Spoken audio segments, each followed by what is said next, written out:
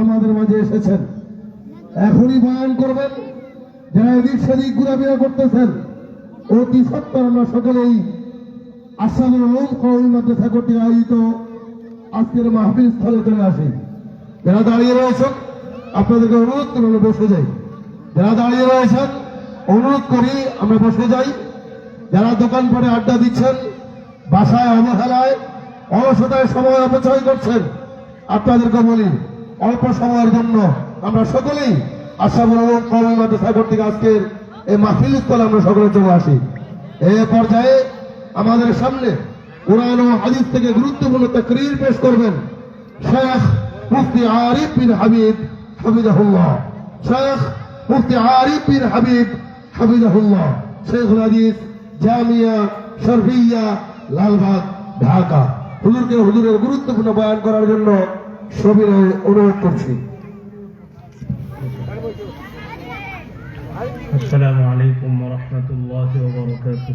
وعليكم السلام ورحمة الله.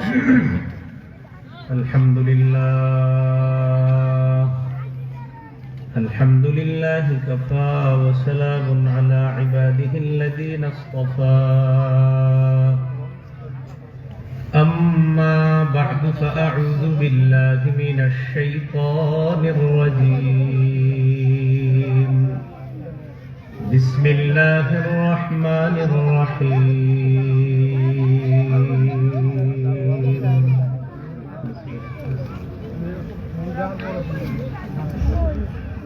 আলোচনা পেশ করছেন عما يتساءلون عن النبأ العظيم الذي هم فيه مختلفون. كلا سيعلمون ثم كلا سيعلمون. ألم نجعل الأرض مهادا والجبال أوتادا وخلقناكم أزواجا وجعلنا نومكم سباتا وجعلنا الليل لباسا وجعلنا النهار معاشا وبنينا فوقكم سبعا شدادا وجعلنا سراجا وهاجا وأنزلنا من المعصرات ماء ثجاجا لنخرج به حبا ونباتا وجنات ألفافا. اللهم صل على محمد وعلى آل محمد كما صليت على إبراهيم وعلى آل إبراهيم إنك حميد مجيد. اللهم بارك على محمد وعلى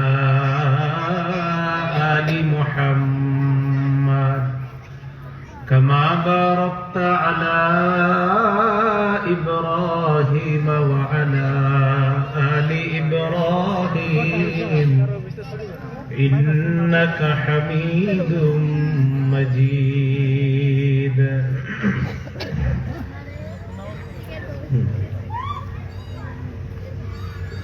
اللهم إني أعوذ بك من شر لساني ومن شر سمعي ومن شر بصري ومن شر مني.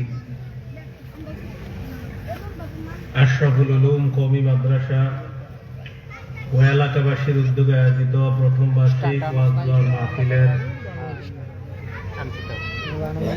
প্রধান বক্তা কারি হযরত মাওলানা মুফতি মুহসিনুল করিম বিন কাসেম খতিব বাইতুল হাম জামে মসজিদ আশুলিয়া সাভার ঢাকা। বিশেষ আলোচক বৃন্দ হাফেজ মাওলানা গাজী আল মাহমুদ, সভাপতি জাতীয় উলামা মাশায়েখ আইম্মা পরিষদ গাজীপুর জেলা, মুফতি মুসা বিন আব্দুল করিম ইমাম খতিব দিগন্ত কমপ্লেক্স জামে মসজিদ, মাওলানা মোহাম্মদ শহীদুল ইসলাম গাজীপুরি, ইমাম খতিব বাইতুল নূর জামে মসজিদ, আমন্ত্রিত হযরত উলামায়ে কেরাম, প্রধান অতিথি আলহাজ তানবীর সিরাজ, সভাপতি বাসন মেট্রো থানা বিএনপি গাজীপুর মহানগর, সভাপতি জনাব মোহাম্মদ আব্দুল মজিদ, সভাপতি 13 নং ওয়ার্ড বিএনপি, উদ্বোধক জনাব মোহাম্মদ তাসলিম সিরাজ, বিশিষ্ট রাজনীতিবিদ ও সমাজসেবক, সম্মানিত অতিথি জনাব মোহাম্মদ আবুল হোসেন, সাধারণ সম্পাদক 13 নং ওয়ার্ড বিএনপি, বিশেষ মেহমান আলহাজ মোতাহার হোসেন মুহিত, বিশিষ্ট ব্যবসায়ী সমাজসেবক, জনাব রোমান সিরাজ রানা, বিশিষ্ট ব্যবসায়ী সমাজসেবক, বিশেষ অতিথিবৃন্দ, আমন্ত্রিত অতিথিবৃন্দ, উপস্থিত হযরত উলামায়ে কেরাম, মুসলমান ভাইয়েরা, আল্লাহ তাআলার দরবারে শুকরিয়া আদায় করছি, আল্লাহ আমাদেরকে এই মাহফিলে উপস্থিত হওয়ার তৌফিক দান করেছেন বলে আলহামদুলিল্লাহ। আলহামদুলিল্লাহ। 30 নম্বর পারা, প্রথম সূরা সূরাতুন নাবা। এই সূরাতুন নাবার শুরু থেকে কয়েকটি আয়াতে কারিমা তেলাওয়াত করলাম। নাবাউন শব্দের অর্থ হলো সংবাদ। এই সূরার মধ্যে নাবা শব্দটা আছে, এই জন্য এই সূরার নাম হলো সূরাতুন নাবা, সংবাদ সম্পর্কিত সূরা। কি সংবাদ? মহাসংবাদ, বিপজ্জনক সংবাদ, ভয়াবহ সংবাদ, কঠিন মুসিবতেরও সংবাদ। সেটা হলো কিয়ামতের ময়দানের আহ্বান, সংবাদ, খবর। এটা একটা মহাসংবাদ। যাদের জন্য জান্নাত হবে তাদের জন্য তো ভালো, কিয়ামতের ময়দানে যাদের আফসোসের কারণ হবে তাদের জন্য একটা ভয়াবহ বিপজ্জনক শব্দ। এই সূরার 1 থেকে 3 নম্বর আয়াত পর্যন্ত আলোচনা করা হয়েছে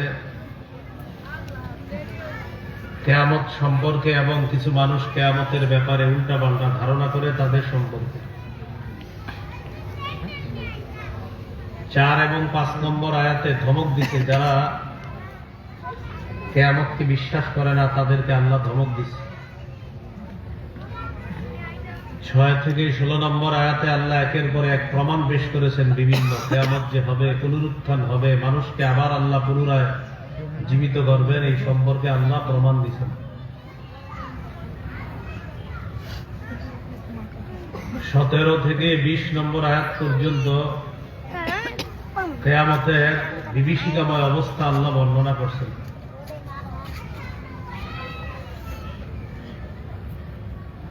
21 থেকে 26 নম্বর আয়াত পর্যন্ত বিচারের পরে যাদের ঠিকানা হবে জাহান্নাম, তাদের সম্পর্কে কথা বলছে। 27 থেকে 30 নম্বর আয়াত পর্যন্ত আলোচনা হলো যারা জাহান্নামী হবে তাদের অপরাধটা কি, অপরাধ সম্পর্কে আলোচনা। 31 থেকে 40 নম্বর আয়াত পর্যন্ত আলোচনা হলো বিচারের পর যাদের অবস্থা ভালো হবে তাদের সম্পর্কে। এই হলো মোটামুটি ভাবে সূরা নাবায় আল্লাহ এই আলোচনাগুলো করছেন। তো আল্লাহ তাআলা বলেন, আম্মা ইয়াতাসাআলুনা আনিন নাবাইল আযীমিল্লাযী হুম ফীহি মুখতালিফুন। তারা কি সম্পর্কে একে অপরকে জিজ্ঞাসাবাদ করছে?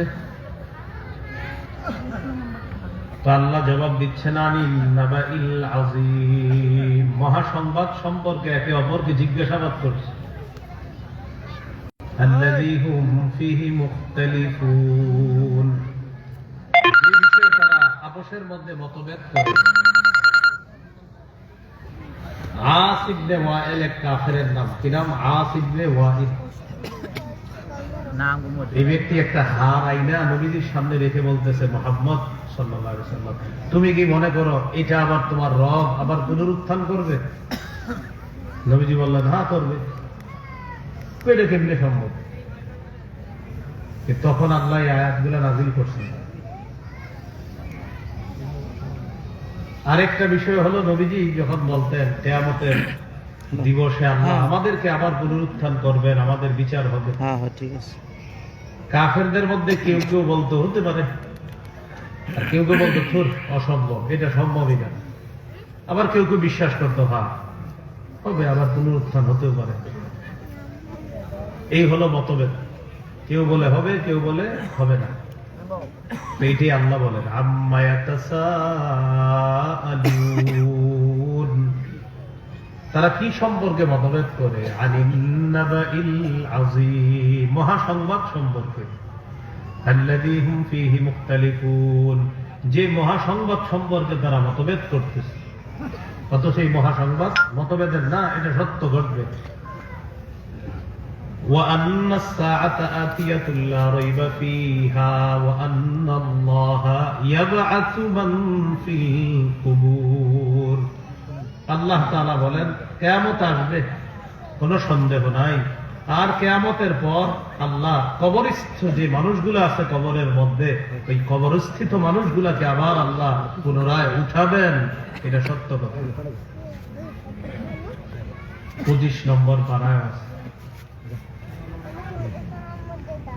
একদম শেষ পৃষ্ঠায় আছে যে কিয়ামত সম্পর্কে কোনো সন্দেহ করা যাবে না।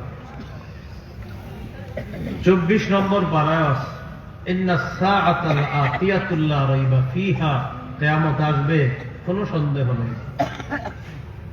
22 পারার 6 পৃষ্ঠা আছে ইয়াসআলুকান নাসু আনিস সাআ, তারা আপনাকে কিয়ামত সম্পর্কে জিজ্ঞাসা করবে, আপনি বলেন কুল ইন্নামা ইলমুহা ইনদাল্লাহ, কিয়ামতের বিষয়টা আল্লাহ জানেন, কিয়ামতের বিষয়টা আল্লাহর কাছে।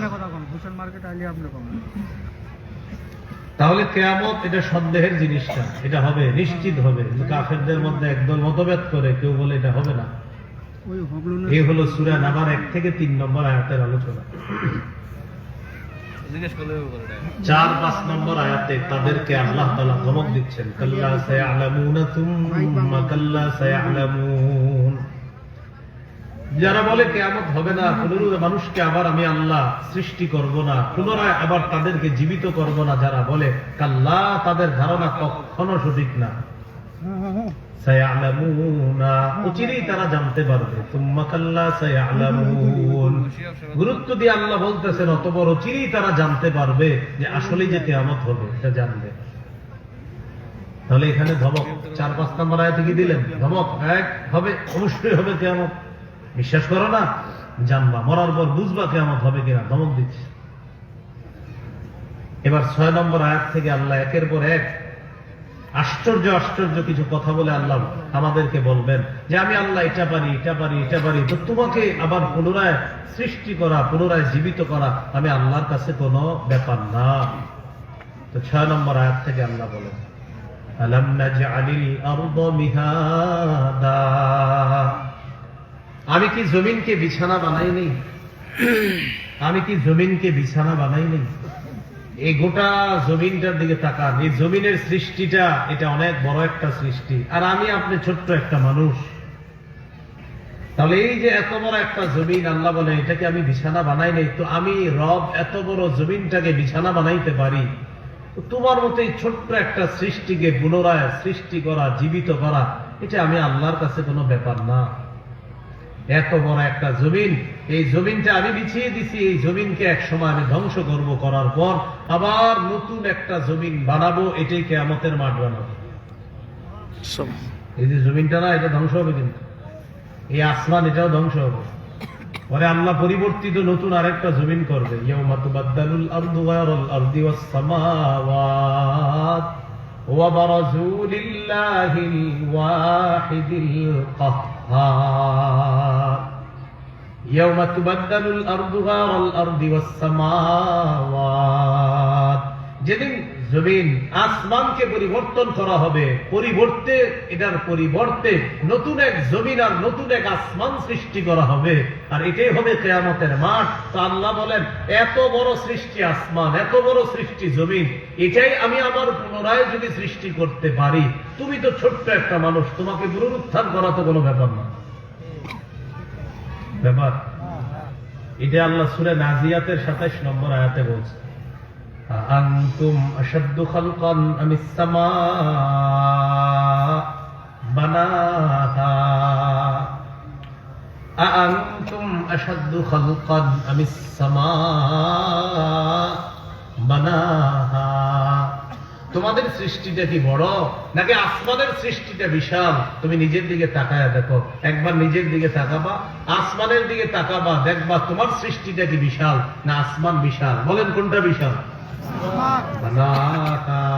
আল্লাহ বলেন, এই আসমান তো আমি বানিয়েছি, এই আসমানটা ধ্বংস করে আবার পুনরায় এটাকে আমি আল্লাহ পরিবর্তে আরেকটা আসমান বানাবো, তো সেটা বানালে তোমাকে আবার পুনরুত্থান করতে পারবো আমি, এটা কোনো ব্যাপার না, তুমি তো ছোট্ট।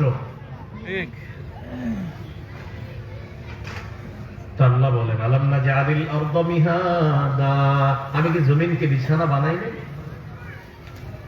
সূরা যুখরুফের 25 নম্বর বার 8 নম্বর পৃষ্ঠা আল্লাহ বলেন, আল্লাযী জাআলা লাকুমুল আরদা মাহদা, যিনি তোমাদের জন্য জমিনকে দোলনা বানিয়েছে। সুবহানাল্লাহ, কি বানিয়েছে? দোলনা। দোলনা কত মায়া করে আল্লাহ বলেন, তোমাদের জন্য আল্লাহ জমিনকে দোলনা বানিয়েছে। দোলনা আমরা কার জন্য বানাই বলেন? শিশু, ঠিক না? আমাদেরকে মায়া করে বললেন, জমিন তোমাদের জন্য দোলনা বানিয়েছেন আল্লাহ, দোলনার মতো, তাদের আরামে থাকতে পারো।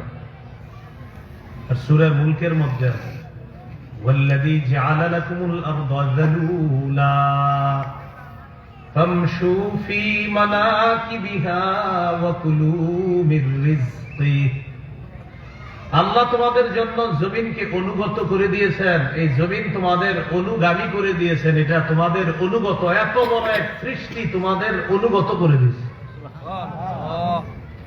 ফামশু ফী মানাকিবিহা, এই জমিনের পিঠের উপর, কাদের উপর তোমরা হাঁটো।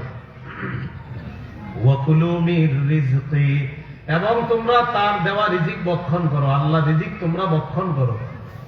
ওয়া ইলাইহিন নুশুর, তার কাছেই তোমাদেরকে আবার ফিরে যেতে হবে, পুনরায় তার কাছে তোমাদেরকে আবার জীবিত হয়ে তার কাছে যেতে হবে। আয়াতের মাধ্যমে আল্লাহ তাআলা বুঝায়, জমিন তোমাদের অনুগত করে দিলাম, জমিন এমন অনুগত করলাম, চাষাবাদ জমিনের মধ্যে করো, জমিনের মধ্যে হাল চাষ করে, জমিনের মধ্যে তোমরা রিজিক অন্বেষণ করো। হাল চাষ করি না, এখান থেকে আবার রিজিক পাই। আল্লাহ তাআলা বলেন, জমিন তোমাদের অনুগত করে দিলাম, জমিন অনুগত করে দিলাম, এই জমিন থেকে তোমরা রিজিক ভক্ষণ করো। হ্যাঁ, মনে রাখবা, এটা চিরস্থায়ী না, ক্ষণস্থায়ী। ওয়া ইলাইহিন নুশুর, আবার তার কাছে ফিরে যেতে হবে, আল্লাহর কাছে ফিরে যেতে হবে। মুফাসসিরিনে কেরাম বলেন, এখানে দুইটা বিষয়, জমিন অনুগত আমার আছে বলেই আমি যা মন চায় তা করব না, জমিনের পিঠের উপর আমি চলছি বলেই আমার যেভাবে মন চায় সেভাবে আমি চলবো না, কারণ আমি জমিনের উপর চলতেছি, খাইতেছি। ওয়া ইলাইহিন নুশুর, পরিশেষে আল্লাহর কাছে আবার পুনরায় জীবিত হয়ে উপস্থিত করা হবে, হিসাবের জন্য তৈরি থাকতে হবে। এই জন্য ইলাইহিন নুশুর বলছে। আল্লাহ প্রমাণ দিচ্ছেন, আলাম নাজআলিল আরদা মিহাদা, আমি কি জমিনকে বিছানা বানাই নাই? ওয়াল জিবালা আওতাদা, পাহাড়কে করেছি পেরেক, পাহাড়কে কি করেছি? পেরেক। সূরা রূমের 25 নম্বর আয়াতে আছে, ওয়া মিন আয়াতিহি আন তাকুমাস সামাউ ওয়াল আরদু বিআমরিহি, আল্লাহ নিদর্শনাবলীর মধ্যে এটাও নিদর্শন, আসমান দাঁড়িয়ে আছে, জমিন দাঁড়িয়ে আছে আল্লাহর হুকুমে। আসমান দাঁড়িয়ে আছে খুঁটি ছাড়া আল্লাহর হুকুমে, এই জমিন দাঁড়িয়ে আছে আল্লাহর হুকুমে। এখন আমি আপনি আসমানের দিকে তাকাইলাম, আল্লাহ এত বড় আসমান এইভাবে দাঁড় করিয়ে রাখলেন আল্লাহ, আর এই জমিনটাও আল্লাহ দাঁড় করায় রাখছে। জমিনের নিচে আছে পানি, ভাসমান পানির উপরে আমরা নড়াচড়া করার কথা, দেখেন আমরা নড়ি না, সবাই স্থির বসে আছেন। এই বিল্ডিং গুলা স্থির দাঁড়িয়ে আছে, কেন? ওই যে ওয়াল জিবালা আউতাদা, আমি পাহাড়কে পেরেক হিসাবে জমিনের উপর বসিয়ে দিয়ে জমিনের নড়াচড়া বন্ধ করে তোমাদের বসবাসের উপযোগী করে দিচ্ছি। সুবহানাল্লাহ। এই জন্য ওয়াল জিবালা আউতাদা। এখন আল্লাহ বুঝায় যে আল্লাহ আমি এত বড় পাহাড়, এই পাহাড়টাকেও কি করবে আল্লাহ? চূর্ণ বিচূর্ণ করে ফেলবে। এই পাহাড়কে আল্লাহ চূর্ণ বিচূর্ণ করে একদম আপনার মরিচিকার মতো বানায় ফেলবে।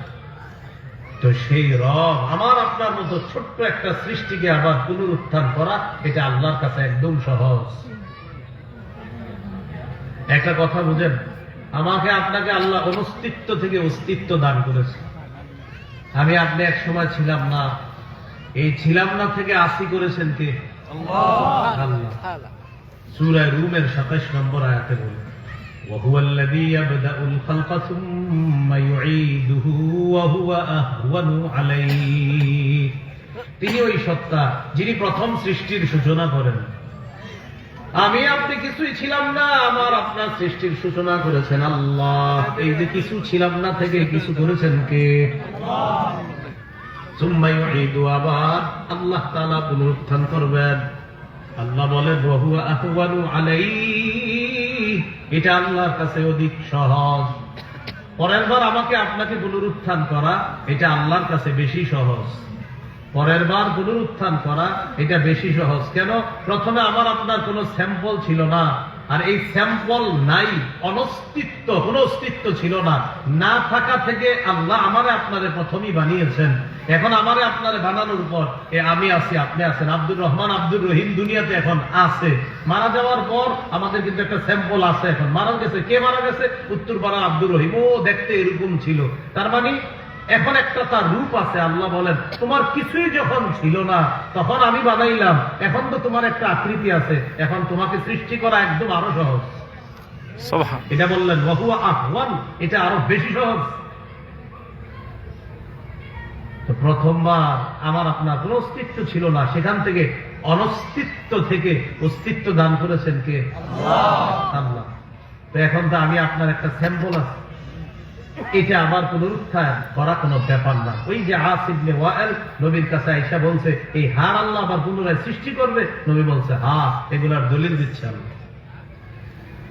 সূরা ইয়াসিনের 81 নম্বর আয়াতে আছে আওয়ালাইসা আল্লাযী খালাকাস সামাওয়াতি ওয়াল আরদা বিকাদিরিন আলা আন ইয়াখলুকা মিথলাহুম বালা। যিনি আসমান জমিন সৃষ্টি করেছেন তিনি কি এই আসমান জমিনের মতো আবার সৃষ্টি করতে সক্ষম নন? আল্লাহ জবাব দিচ্ছেন বালা, অবশ্যই সক্ষম। তো যে আল্লাহ আসমান আর জমিনের মতো আবার সৃষ্টি করতে সক্ষম, আবার এটাকে পুনরুত্থান করতে সক্ষম, তা আমি আপনি আসমান সৃষ্টির জমিন সৃষ্টির তুলনায় সামান্য। আল্লাহ বলেন সেটা সক্ষম, তো তুমি কেন সক্ষম না? তুমি তো সামান্য। তোমাকে বানানো সক্ষম। আঙ্গুলের মাথার গুলোর দিকে তাকান তো সবাই, তাকাইছেন? আঙ্গুলের ছাপ, এই যে ছাপ দিলাম, মিলবে কারোটার সাথে কারোটা? মনে করেন আমরা এখানে যারা আছি সবাই একরকম চেহারা, এক, সবার লম্বা একরকম, সবাই চিকুন একরকম, সবার শরীর একরকম, সবার আপনার চেহারা দেখতে, হাত পা সব একরকম, কিন্তু আমরা সবাই একটা হাতের এইভাবে আপনার হাতের একটা স্বাক্ষর দিব, টিপ দিব হাতের, মিলবে না। আল্লাহ তাআলা বলেন বালা কাদিরিনা আলা আন নুসাউইয়া বানানা, আমি আল্লাহ তোমাকে বানাতে তো সক্ষম, শুধু তোমাকে না, তোমার হাতের আঙ্গুলের মাথাগুলা বানাইতেও আমি আল্লাহ সক্ষম। সুবহানাল্লাহ। আমি গবেষণায় লেগে গেলাম, আল্লাহ তাআলা আঙ্গুলের মাথা কেন বললেন? খুব চিন্তা করলাম, আঙ্গুলের মাথা বললেন কেন? বুঝেই হয়ে গেছে মানুষ একজন আরেকজনের মতো দেখতে হয়, কিন্তু আঙ্গুলের ছাপ মিলানো জীবনেও সম্ভব না। আল্লাহ বলেন যার আঙ্গুলটা ওই ছাপওয়ালা আঙ্গুলওয়ালাকে আমি আল্লাহ ওই আঙ্গুলটাই দিয়ে দিব। সুবহানাল্লাহ। ছাপ মিলবে না। আল্লাহ বলেন তোমার আঙ্গুল তোমাকে দিব। এই যে জিনিসটা যেটা দুনিয়ার কেউ নকল করতে পারবে না, আমি আল্লাহ সেটা তোমারটা তোমাকেই দিব। তো তুমি পুরাটারে বানানো তো একদম ইজি। এটা আসিবনে ওয়াইল এসে বলছে এটা পারবে আল্লাহ? তো নবীজি বললেন অবশ্যই পারবে। সেই জন্য আল্লাহ একের পর এক দলিল দিচ্ছেন, আলাম নাজআলিল আরদা মিহাদা ওয়াল জিবালা আওতাদা। তাহলে একটা দলিল গেল জমিন, এটা আমাদের চেয়ে দেখতে অনেক বড় সৃষ্টি। পাহাড় গেল অনেক বড় সৃষ্টি। আল্লাহ বলে এত বড় বড় গুলা, এগুলো আমার কাছে কোনো ব্যাপার না, তুমিও কোনো ব্যাপার না, তুমি তো ছোট্ট। এরপরে আল্লাহ বলেন ওয়া খালাকনাকুম আজওয়াজা, আমি তোমাদেরকে জোড়ায় জোড়ায় সৃষ্টি করেছি। এখান থেকে কি দলিল আছে? জোড়ায় জোড়ায় সৃষ্টির দলিল যে আপনারা বুঝে ফেলবেন, দুই একটা বলবেন। পুরুষের বিপরীতে নারী, বলেন পুরুষের বিপরীতে নারী, নারীর বিপরীতে পুরুষ, আলোর বিপরীতে অন্ধকার, অন্ধকারের বিপরীতে আলো, জমিনের বিপরীতে আসমান, আসমানের বিপরীতে জমিন, ইহকালের বিপরীতে পরকাল। এই যে আল্লাহ বলেন খালাকনাকুম আজওয়াজা, তোমাদেরকে জোড়ায় জোড়ায় সৃষ্টি করেছি। পরকাল বিশ্বাস করো না তো জোড়ায় জোড়ায় সৃষ্টি করেছি তোমাদের। তো তোমরা এবার বলো একে একে, আলোর বিপরীতে অন্ধকার, সালোর বিপরীতে সাদা, সাদার বিপরীতে কালো, জমিনের বিপরীতে আসমান, আসমানের বিপরীতে জমিন। তো আল্লাহ বলেন এইভাবে বলতে থাকো বলবা, ইহকাল বিপরীতে পরকাল, জোড়ায় জোড়ায় সৃষ্টি করেছি। দুনিয়া বিপরীতে আকার। এই হলো 3 নম্বর দলিল, ওয়া খালাকনাকুম আজওয়াজা, আমি তোমাদেরকে জোড়ায় জোড়ায় সৃষ্টি করেছি। 4 নম্বর দলিল, ওয়া জাআলনা নাওমাকুম সুবাতা, আমি তোমাদের ঘুম, তোমাদের নিদ্রাকে করেছি ক্লান্তি দূরকারী, তোমাদের ঘুমকে করেছি ক্লান্তি দূরকারী। ঘুমের মধ্যে আবার কি দলিল আছে? খুব মন দিয়ে শুনলে দলিলগুলা বুঝতে পারবেন। আল্লাহ তাআলা বলেন তোমাদের ঘুমকে বানিয়েছি তোমাদের ক্লান্তি দূরকারী। ঘুম এটা আল্লাহ প্রদত্ত এক মহা ঔষধের নাম। কি বলেন তো? মহা ঔষধের নাম কি? এটা থেকে বঞ্চিত হবে যারা একদিনে 10টা 12টা মাহফিল করবে তারা। বিশেষ করে সকাল থেকে শুরু করবে না, ঘুমাতে হবে। ঘুম এটা আল্লাহ প্রদত্ত মহা ঔষধ, এটা করতে হবে, ঘুমাতে হবে। এই জন্য কাউরে ফোন দিয়ে এটা না বলা, হুজুর জোহরের আগে 10টা 6টা ফজরের পরে, বলাটাই তো শরীরের বহির্ভূত কাজ। কেমনে কয় মানুষ এগুলো? দিনের নামে বদ্দিন এগুলো, এটা দিন না, এটা দিন হতেই পারে না। এটা কেমনে দিন হয়? এটা বললাম তো, আমি পুরো দায়িত্ব নিয়ে বলতেছি এটা দিন না। এটা কিভাবে দিন হয়?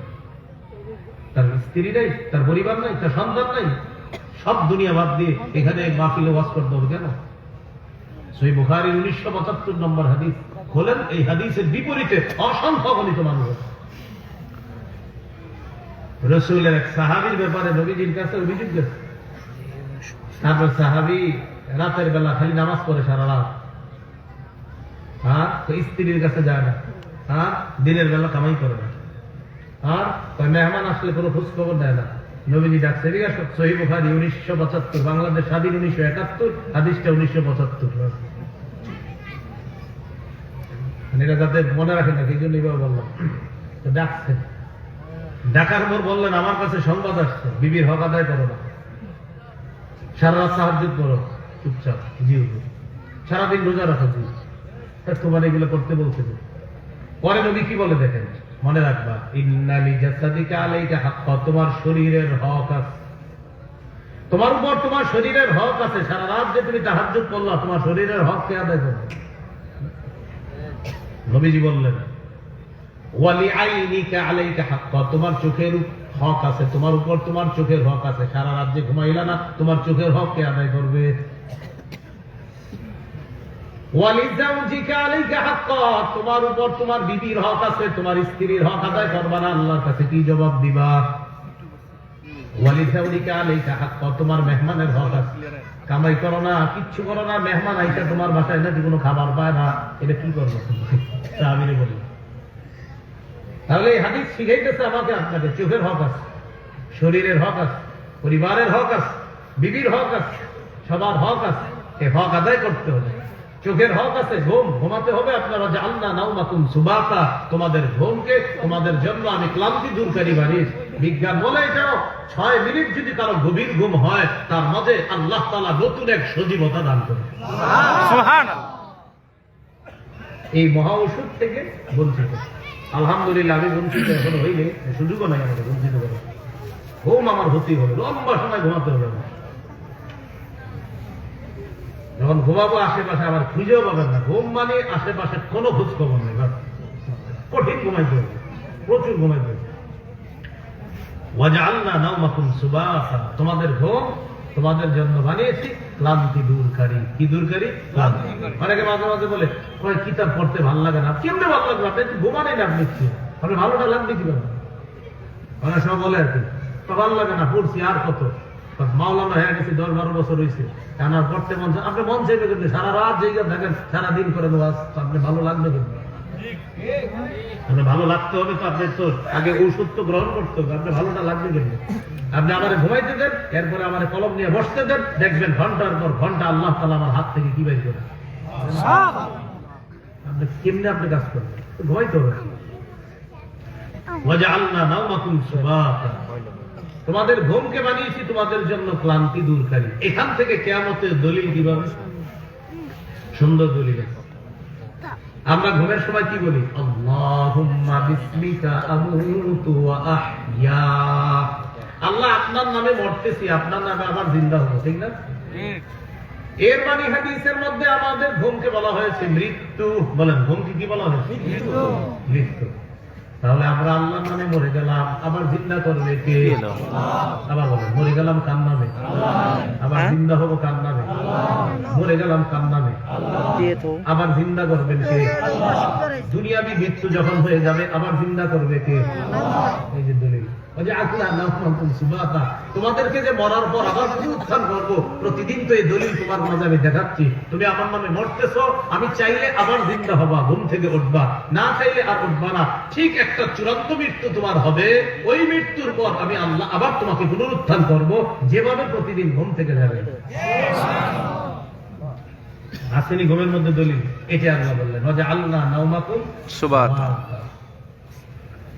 এই জন্য তো আমরা ঘুম থেকে উঠে পড়ি আলহামদুলিল্লাহিল্লাযী আহইয়ানা।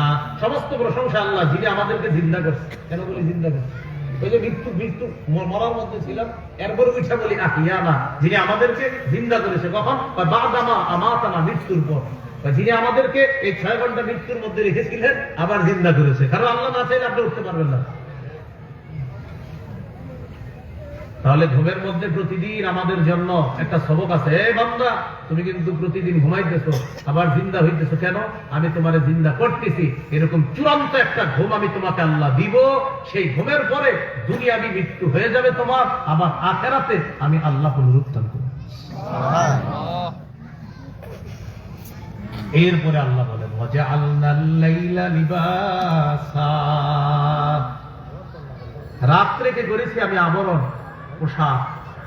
রাতকে করেছি আমি পোশাক, আবরণ। রাত আমাদের জন্য পোশাক করেছে আল্লাহ, আবরণ করেছে। কেন আবরণ করেছে আল্লাহ তাআলা রাতটাকে?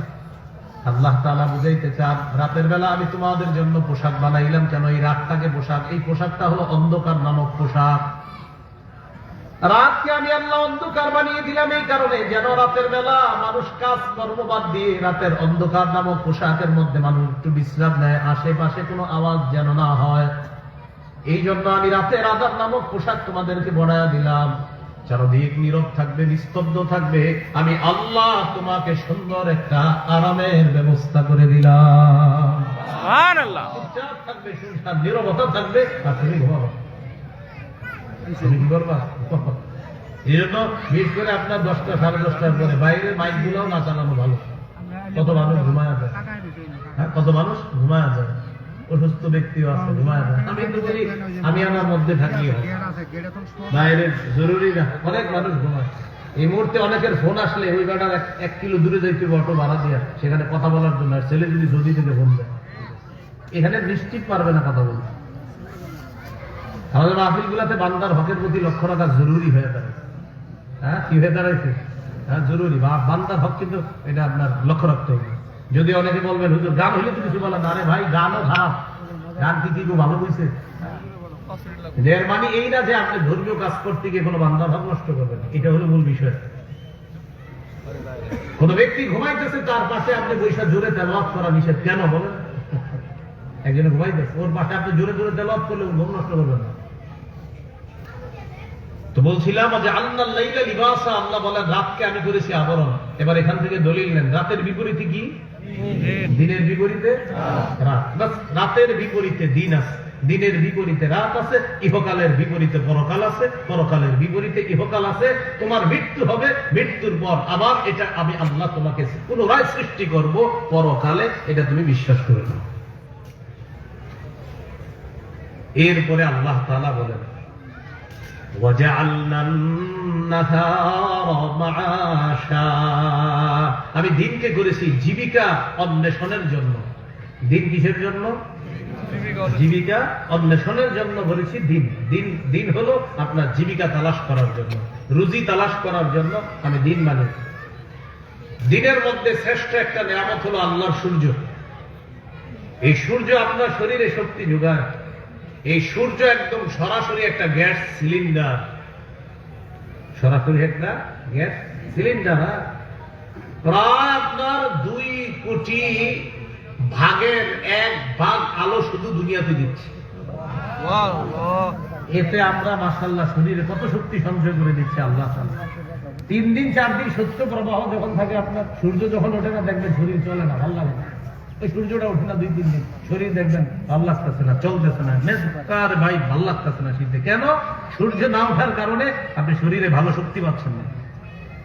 এই জন্য আল্লাহ বললেন যে আল্লাহ মাআশা, দিনটাকে বানাইছি জীবিকা অন্বেষণের জন্য। বান্দা, তুমি জীবিকা উপার্জন করতে গিয়ে তোমার কষ্ট হবে, এই কষ্টটা তোমার যে হবে আর তোমার শরীরের কিছু শক্তি খরচ হবে, আমি সূর্যের আলো দিয়ে তোমার শক্তি সঞ্চয় করি।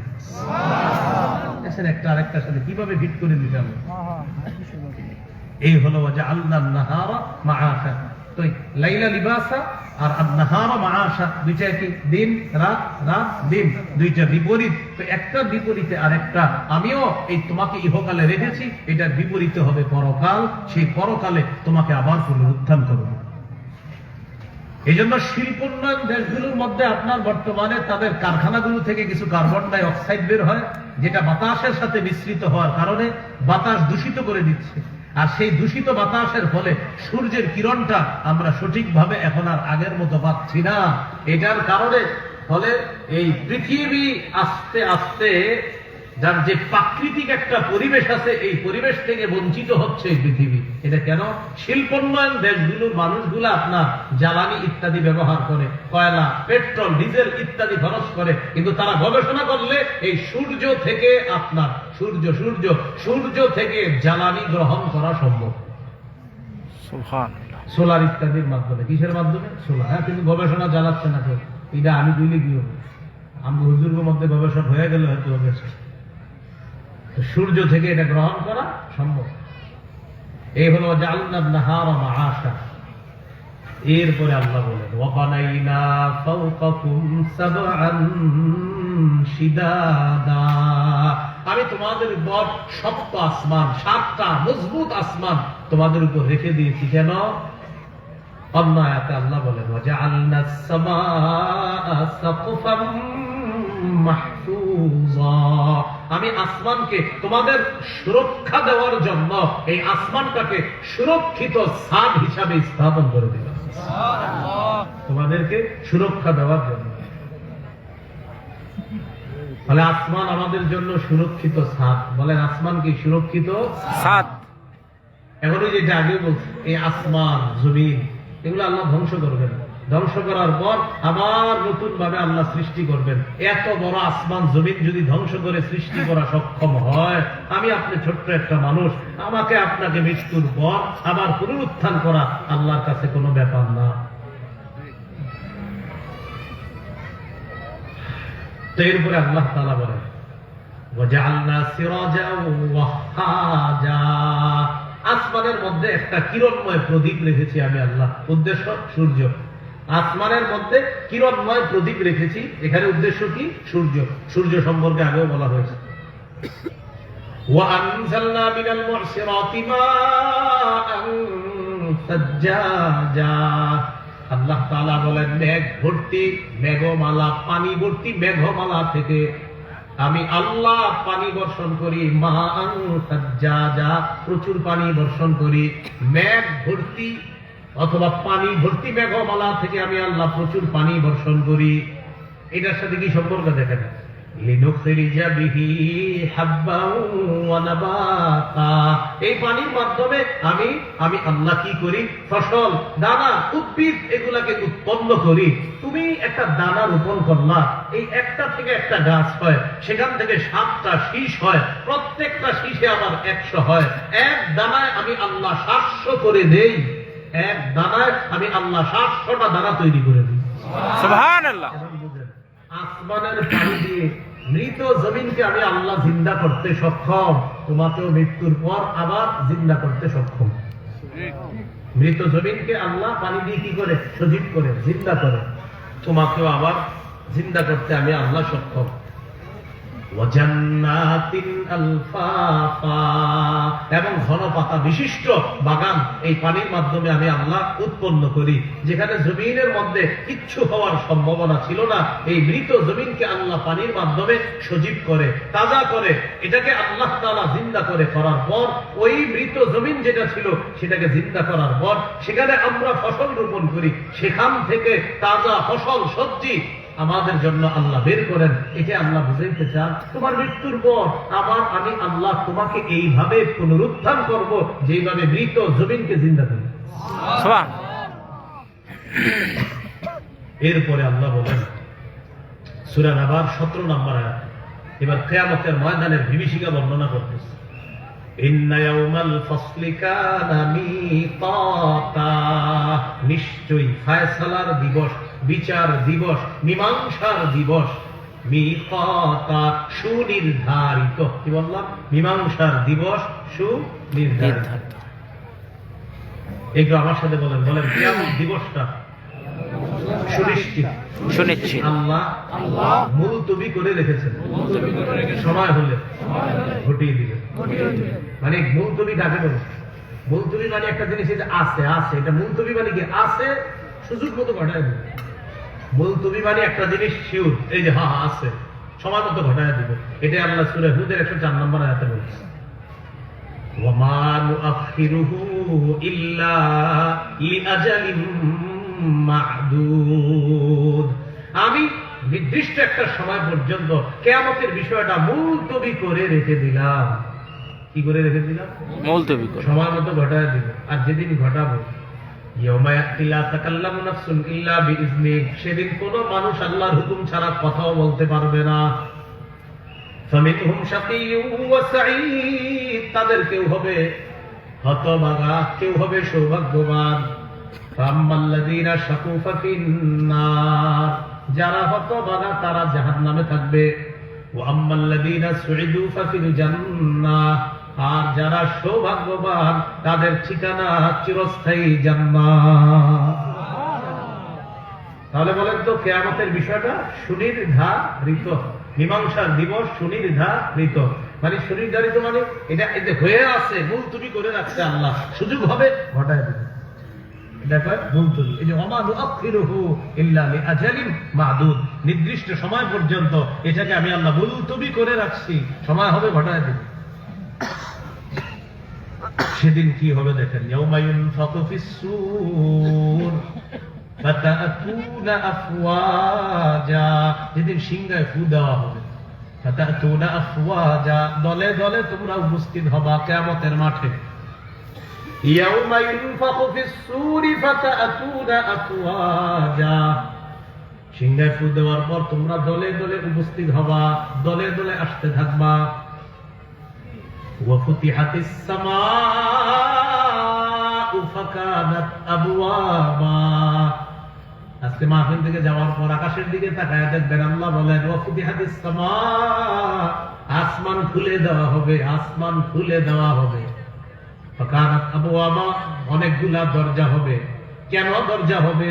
অন্য আয়াতের মধ্যে আল্লাহ তাআলা বলেন ওয়ানুজিলাল মালাইকাতু তানজিলা, ওই দরজা দিয়ে ফেরেশতাদেরকে বের করে আনা হবে। আসমানে সব ফেরেশতাদেরকে নিয়ে আসা হবে। যাও যাও যাও যাও, আসমান ধ্বংস হবে, যাও সবাই চলে যাও।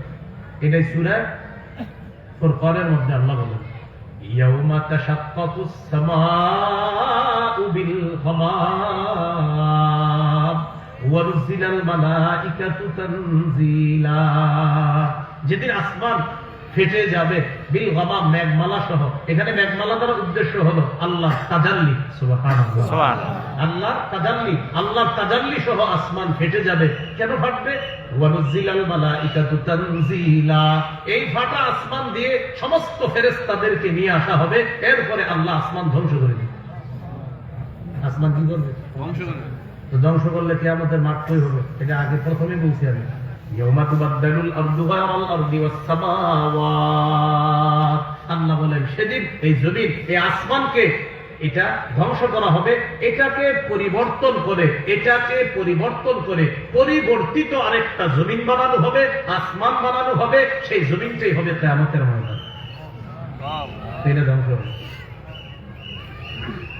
পরে কি বলে দেখে ভাই, সুইয়ারাতিল জিবালু ফাকানাত সারাবা ওয়া ফুতিহাতিস সামাউ ফাকানাত আবওয়াবা। আসমান ফেটে যাবে, আসমানকে খুলে দেওয়া হবে, দরজা বিশিষ্ট আসমান হয়ে যাবে। সূরা ফুরকানের মধ্যে আল্লাহ তাআলা বলেন এই আসমানের দরজা দিয়ে ফেরেশতাদেরকে বের করা হবে। পরের আয়াতে আল্লাহ বলেন সুইয়ারাতিল জিবালু ফাকানাত সারাবা। জমিনের উপর যে পেরেক স্বরূপ মজবুত পাহাড়গুলা আছে, এই পাহাড়গুলাকে হাঁকিয়ে নেওয়া হবে। ফাকানাত সারাবা, চূর্ণ বিচূর্ণ হয়ে মরীচিকার মতো হয়ে যাবে। মরীচিকা কাকে বলে? মরুভূমির মধ্যে দূর থেকে তাকাবেন, প্রচন্ড সূর্যের আলোর মধ্যে দেখবেন কি যেন চিকচিক করে, কাছে গিয়ে দেখবেন আসলে কিছুই না, এটা মরীচিকা। আল্লাহ বলেন এই মজবুত পাহাড়কে আমি এরকম বানাই। তো প্রশ্ন আসে, পাহাড় ছাড়া জমিন থাকবে কিভাবে? এইটাই বললেন ইয়াউমা তুবাদদালুল আরদু। আরে জমিন তো এটা রাখবো না, আরেকটা জমিন বানাবো, সেটাই হবে কিয়ামতের মাঠ। আর সেই জমিনে কোনো পাহাড় থাকবে না, পুরা সমতল। পুরাটা কি হবে? সমতল। কারণ হাদিসের মধ্যে আছে একদম সমতল রুটির মতো হবে আপনার, একদম স্বচ্ছ ধবধবে সাদা রুটির মতো হবে জমিন। আর ওই যে পরে যেটা হবে, এই পরিমাণ একটা রুটি আল্লাহ বানাবেন, আর ওই রুটি দিয়ে জান্নাতীদেরকে আল্লাহ প্রথম মেহমানদারি করবেন। সুবহানাল্লাহ। বুখারীর বর্ণনা, ওটা দিয়ে সর্বপ্রথম কি করবে? মেহমানদারি করবে। ওয়াসিগিরাতিল জিবালু ফাকানাত সারাবা। এই হলো কিয়ামতের ময়দানের বিভীষিকাময় অবস্থা। এরপরে আল্লাহ বলেন বিচার হওয়ার পর সেদিন কি হবে? ইন্না জাহান্নামা কানাত মিরসাদা। সূরা নাবার 21 নম্বর আয়াত থেকে। লিত্তাগিনা মাআবা। জাহান্নাম উৎপেতে আছে। লিত্তাগিনা মাআবা, নাফরমানদের ঠিকানা স্বরূপ জাহান্নাম উৎপেতে আছে। নাফরমানদের ঠিকানা স্বরূপ জাহান্নাম উৎপেতে আছে। আসো, উৎপাতকারে করে গামটি মারে। রেডি? হ্যাঁ, দুরুম। ইন্না জাহান্নামা কানাত মিরসাদা। জাহান্নাম উৎপেতে আছে। লিত্তাগিনা মাআবা, নাফরমানদের ঠিকানা হিসাবে জাহান্নাম উৎপেতে আছে। লাবিতিনা ফিহা আহকাবা। জাহান্নামে তারা যুগ যুগ ধরে থাকবে। লা ইয়াযুকুনা ফিহা বারদাও ওয়ালা শারাবা। সেখানে আস্বাদন করবে না বারদা, ঠান্ডা পানি, ওয়ালা শারাবা, কোনো পানীয়। শীতলতা অনুভব করবে না, শীতলতাও আস্বাদন করবে না। ঠান্ডা কোনো খাবার আস্বাদন করবে না। ওয়ালা শারাবা, কোনো পানীয় তারা সেখানে পান করতে পাবে না। প্রচুর হিতা লাগবে। ফেরেশতাকে ডাকবে, ও ফেরেশতা খাবার দাও, খাবার দাও, আর সহ্য করতে পারি না। ফেরেশতা আল্লাহকে বলবে আল্লাহ খাবার চায়। আল্লাহ তাআলা বলবে দিয়ে দাও। লাআকিলুনা মিন শাজারিন মিন যাক্কুম। যাক্কুম কাঁটাযুক্ত ফল দিয়ে দাও, সেটা তারা খাবে। ফামালিউনা মিনহাল বুতুন। এটা দিয়ে তাদের পেট ভরবে। এটা দিয়ে কি করবে? পেট ভরবে। এবার বলবে পানি দাও, পানি দাও, গলা আটকায় গেছে, কি করবো? পানি দাও। আল্লাহ তাআলা বলবেন ফাশারিবুনা আলাইহি মিনাল হামিম। গরম পানি তারা পান করবে। কি পানি বলেন তো? গরম পানি। এই কথাটা আল্লাহ বলছেন ইল্লা হামিমা ওয়া গাসসাকা। হামিমা উত্তপ্ত ফুটন্ত গরম পানি, ওয়া গাসসাকা ফুজ ফুজ ফুজ, জাহান্নামীদের ফুজ। আল্লাহকে বলার পর আল্লাহ বলবেন দিয়ে দাও সদীদু আহলিন নার ওয়া কাইহু জাহান্নাম। জাহান্নামীদের রক্ত ফুজ গুলা এদেরকে পানি হিসাবে পান করতে পারে। নাউযুবিল্লাহ। এটা পান করবে। এটা কি করবে? পান করবে। আর আরেকটা ভয়ঙ্কর খাদ্যের কথাও বলছে, ওয়া তাআমুন ইল্লা মিন গিসলিন। এই গিসলিনের তাফসীর ইমাম বুখারী করছে। সদীদু আহলিন নার ওয়া কাইহু জাহান্নাম। জাহান্নামীদের পুষ তাদেরকে দেওয়া হবে পানি হিসাবে পান করার জন্য। নাউযুবিল্লাহ। লা ইয়াযুকুনা ফিহা বারদাও ওয়ালা শারাবা ইল্লা হামীমান ওয়া গাসসাকা। তারা সেখানে কোন ঠান্ডা কোন পানি তারা আস্বাদন করবে না। হা করবে হামিমা, ফুটন্ত গরম পানি, গাসসাকা এবং রক্ত, পুজ ইত্যাদি এগুলা তারা সেখানে পান করবে। কেন? জাযাআও ওয়িফাকা। আল্লাহ বলেন এটাই পরিপূর্ণ প্রতিদান, পরিপূর্ণ প্রতিদান স্বরূপ এটাই তারা পান করবে। জাযাআও ওয়িফাকা, এটা পূর্ণ প্রতিদান স্বরূপ এটাই তারা পান করবে। গাসসাক আর হামিম, ফুটন্ত পানি আর হলো রক্তপুজ। অপরাধ কি অপরাধে? এটা আল্লাহ বলতেছেন 30 নম্বর আয়াত পর্যন্ত, 27 থেকে 30। ইন্নাহুম কানু লা ইয়ারজুনা হিসাবা। তাদের অপরাধ এক, তারা বিচার যে হবে এটা কামনা করতো না, হিসাব বলতে যে কিছু আছে এই আশাই করতো না। আরে ধুর, কিসের পরকাল? নাউযুবিল্লাহ। 1 নম্বর অপরাধ। 2, ওয়াকাযযাবু বিআয়াতিনা কিযাবা। আমার আয়াতগুলোকে ডাইরেক্ট অস্বীকার করতো, মিথ্যা বলতো। ওয়াকাযযাবু বিআয়াতিনা কিযাবা, ডাইরেক্ট মিথ্যা বলতো। আল্লাহ তাআলা বলেন ওয়াকুল্লা শাইইন আহসাইনাহু কিতাবা। তুমি যে মিথ্যা বলতা আমি এগুলো লিখে রাখছি। ওয়াকুল্লা শাইইন, সব জিনিস আহসাইনাহু কিতাবা, আমি জমা করে রেখেছি। কিতাবা, কিতাবা লিখিত আকারে, কি আকারে? সব জমা করে রাখছি। তখন কি বলতা? হ্যাঁ, তখন কি বলতা? ইসলামের কোরআনের সাথে রাজনীতির কোনো সম্পর্ক নাই, এই জাতীয় কথা বলতে চলতে খুব সতর্ক। সব লেখা হয়ে যেত কোরআনে, সব আছে। বলেন কোরআনে কি আছে? ভুলবাদ।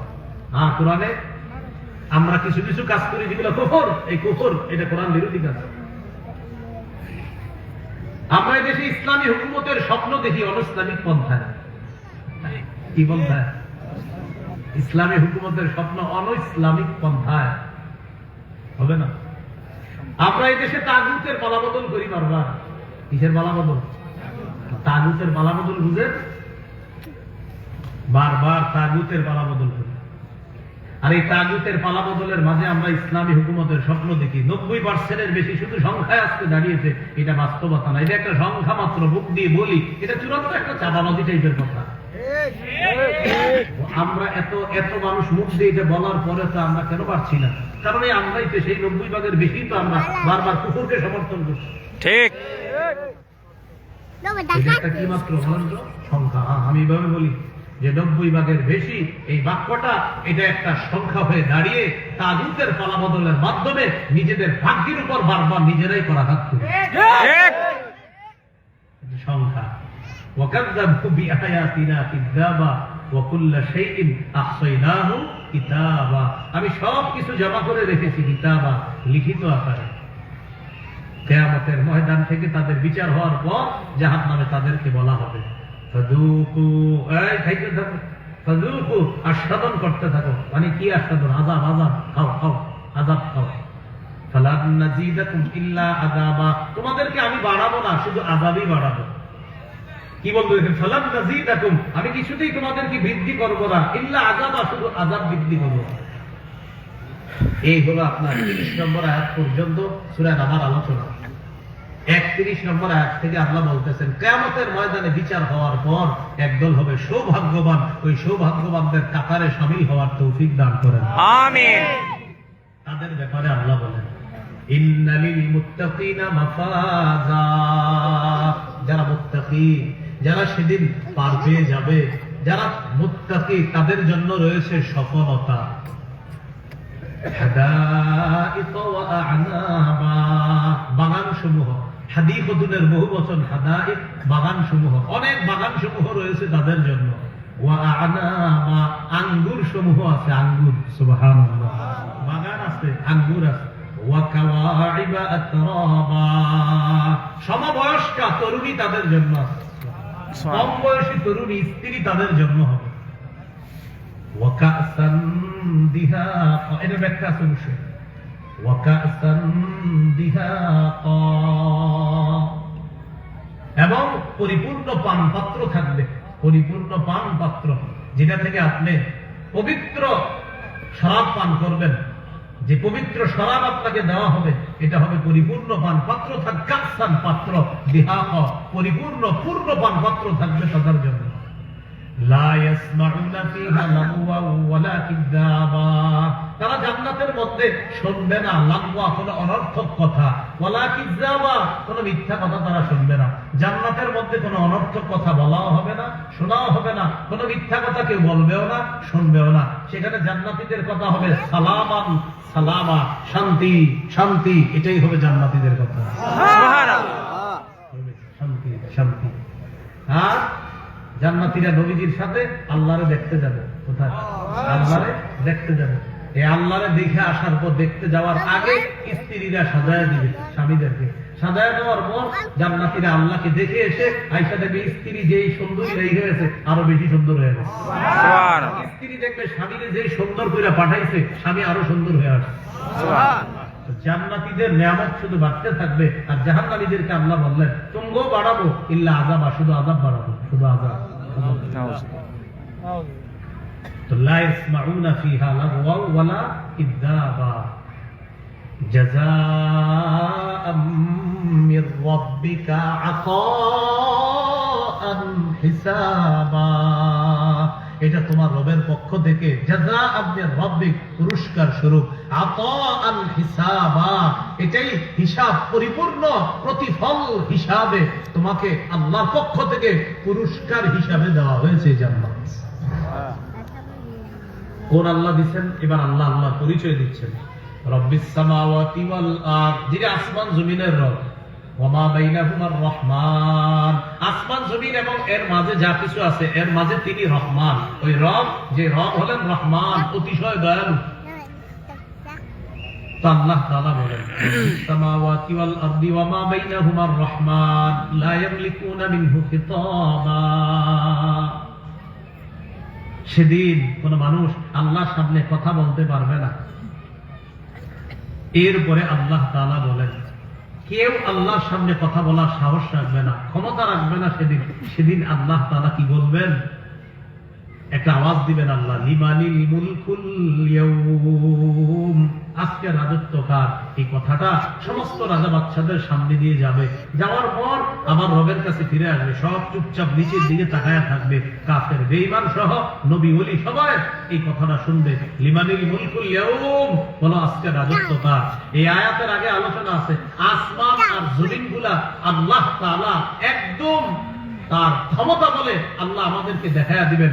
রব তার ডান হস্ত মোবারক। এখন আল্লাহ তাআলার হাত কেমন আমরা জানি না, লাইসা কামিসলিহি শাই, তার মতো কেউ নাই, এটা আমাদের আকীদা।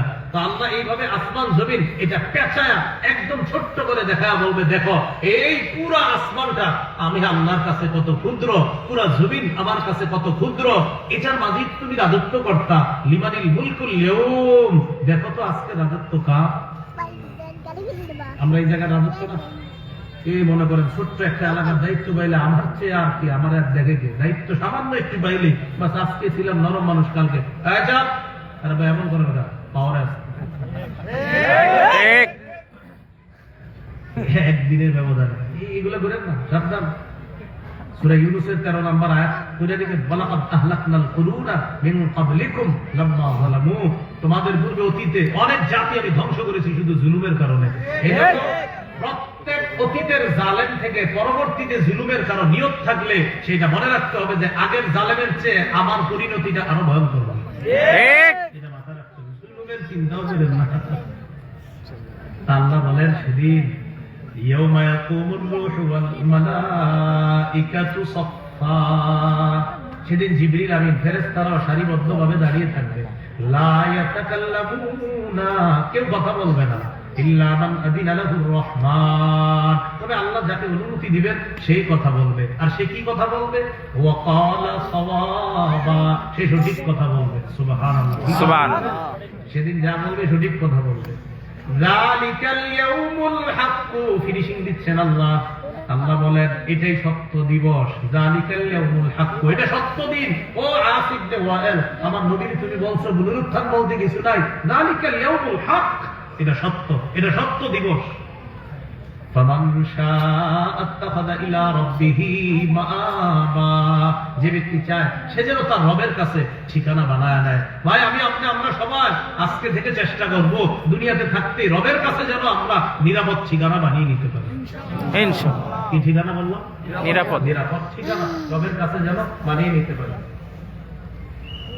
তো আল্লাহ বলেন ফামান শাআ আত্তাখাযা ইলা রাব্বিহি মাআবা, এটা বলার পর আল্লাহ তাআলা শেষের দিকে বলেন শোনো, ইন্না আনযারনাকুম আযাবান করিবা, আমি তোমাদেরকে সতর্ক করে দিচ্ছি আযাবান করিবা, আসন্ন আযাবের, নিকটবর্তী আযাবের। নিকটবর্তী আযাবের মানে তোমার জীবনটা অনেক বড় না, মৃত্যুর পর হয়তো জান্নাত না হয় জাহান্নাম। যদি জাহান্নাম হয় তা আযাব কিন্তু বড় ভয়ঙ্কর।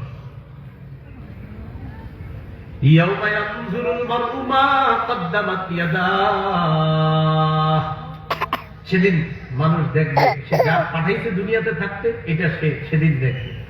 এই জন্য আল্লাহ তাআলা ওই সূরা হাশরের শেষের দিকে আপনার ওয়াল্লাহুল্লাযী করে ওই যে দেখবেন পড়েন না, এটা একটু আগে আছে 28 পারা 7 নম্বর পৃষ্ঠা শুরুতে আছে, ইত্তাকুল্লাহ, আল্লাহকে ভয় করো, ওয়াল তানজুর নাফসুম মা কদ্দামাত লিগাদ, প্রত্যেকটা মানুষ যেন চিন্তা করে সে আগামী কালের জন্য কি পাঠাইছে।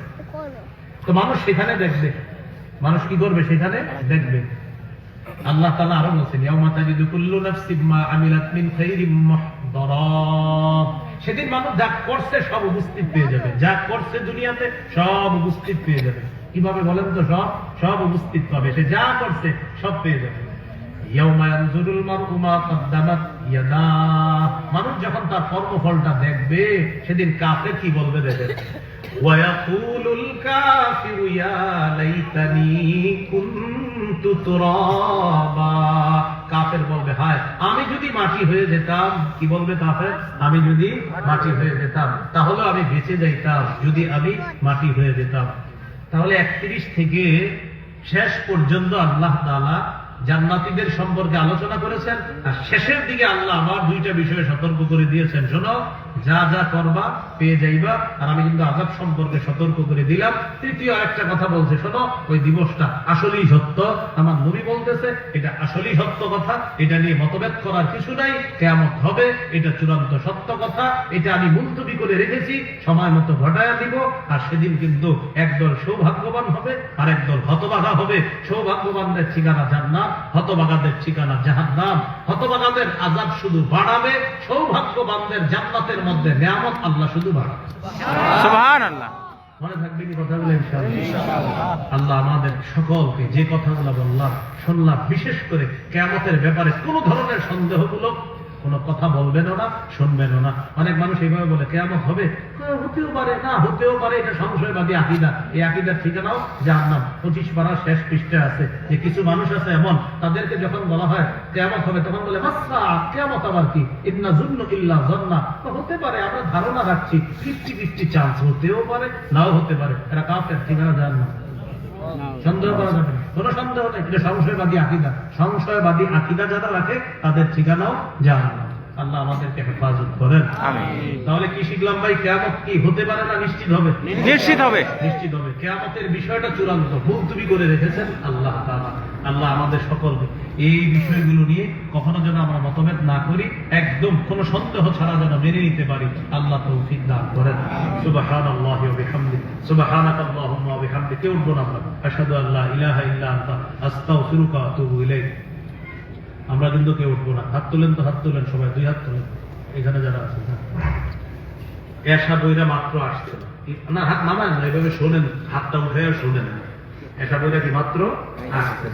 এই আপনারা যারা হাত তুলছেন, আল্লাহ সবার সাথে, আপনারা কি তুলেন, দোয়াটা করতেছেন, আল্লাহ সবার সাথে যারা হাত তুলছে সবার সাথে আপনি জান্নাতে দেখা করেন।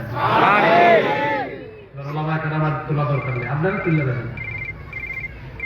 এই দোয়াটা বেশি করে কবুল হবে তখন আমি যাওয়ার পরেও যারা না উঠবে হাত নামায় না। এই জন্য আমি যাওয়ার সময় মুস্তাফাও করার দরকার নেই, বসেন। আরো আলোচক আছে, কথা বলবেন। কারো যদি উযু ইস্তেনজার প্রয়োজন হয়, আরেকজন আলোচক কথা বলবে। উনি কথা বলার পর হঠাৎ যদি আপনার মনে হয় যে উযু ইস্তেনজা লাগবে, আস্তে যাবেন, কাউরে দাওয়াত দিয়ে নিয়ে যাবেন। এই মাহফিলের মধ্যে অনেকে এরকম করে কয় চল প্রস্রাব করে আসি। হ্যাঁ আপনি কইছি ইস্তেঞ্জা লাগছে, আপনি বলছেন, বলে কি চা খেয়ে আসি চল। আচ্ছা কি বলছি যে আমি চা খাবো, এরকম বইলা নিয়ে যান, এরকম নিবেন না, এই টান টান করে তুলে রাখেন। তাহলে আপনারা এইভাবে তুলে রাখছেন, মাশাআল্লাহ।